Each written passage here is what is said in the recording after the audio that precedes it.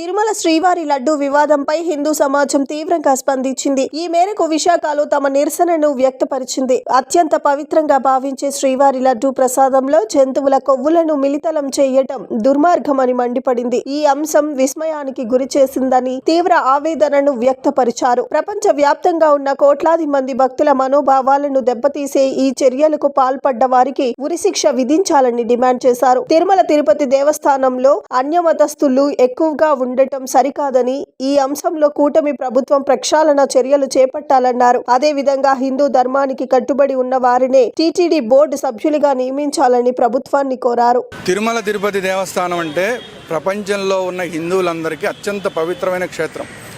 అలాంటి క్షేత్రంలో హిందువులు తల్లిగా భావించే గోవుకి సంబంధించిన కొవ్వుతోటి ఆవు నెయ్యిగా దాన్ని కలిపి దాన్ని దేవదేవుడికి నైవేద్యంగా పెట్టారంటే ఎంత దుర్మార్గం ఆలోచించండి.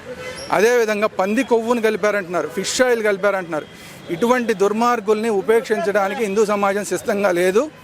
స్వయంగా ముఖ్యమంత్రి గారే ఈ స్కామ్ని బయటపెట్టారు కాబట్టి చాలా చాలా చాలా స్ట్రిక్ట్గా వాళ్ళందరి మీద చర్యలు తీసుకోవాలి. అటువంటి దుర్మార్గుల మీద వాళ్ళందరినీ ఉరి తీయాలని చెప్పి హిందూ సమాజం డిమాండ్ చేస్తుంది. ఇలాంటిగా ఉరి తీయడానికి కనుక మీరు సిద్ధపడితే తలారిగా పనిచేసి ఆ శిక్షణ అమలు చేయడానికి హిందూ సమాజం తరపున మేము సిద్ధంగా ఉన్నాం. మీరు ఎవరినైతే దోషులుగా నిర్ణయిస్తారో వాళ్ళని ఉరి తీసే అవకాశం మాకు ఇమ్మని కోరుతున్నాం.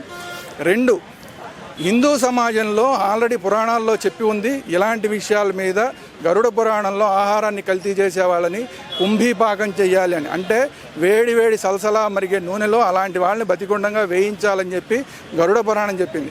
అలాగన్నా చెయ్యండి. మీరు అది చేయలేము ఇది చేయలేమంటే మీరు ఎవరినైతే దోషులుగా నిర్ణయిస్తారో వాళ్ళని హిందూ సమాజానికి అప్పచెప్పి మాకు అధికారం ఇవ్వండి, వాళ్ళని హిందూ సమాజం రాళ్లతో కొట్టి చంపేయడానికి సిద్ధంగా ఉంది. మేము మా అంతటి మేముగా చట్టాన్ని చేతుల్లోకి తీసుకోం.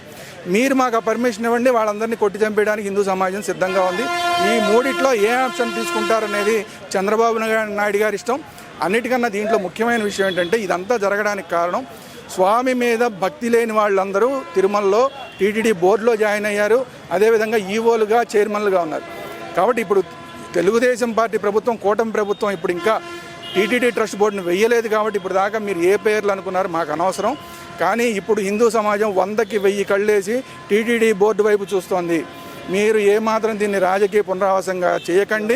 హిందూ ధర్మానికి కట్టుబడి ఉన్న వాళ్ళని మాత్రమే మీరు టీటీడీ బోర్డులో వెయ్యాలి. మీకు ఈ రోజు దాకా మీ వెనకాల హిందూ సమాజం అంతా ఉంది.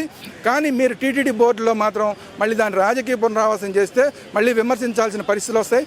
ఆ పరిస్థితులు తెచ్చుకోరని దేవదేవుడికి ఆల్రెడీ చంద్రబాబు నాయుడు గారే ఒక భక్తుడిగా ఉన్నారు కాబట్టి ఆ పరిస్థితి రాదని అనుకుంటున్నాం. ఆ పరిస్థితి రాకుండా ఉండాలని కోరుకుంటున్నాం.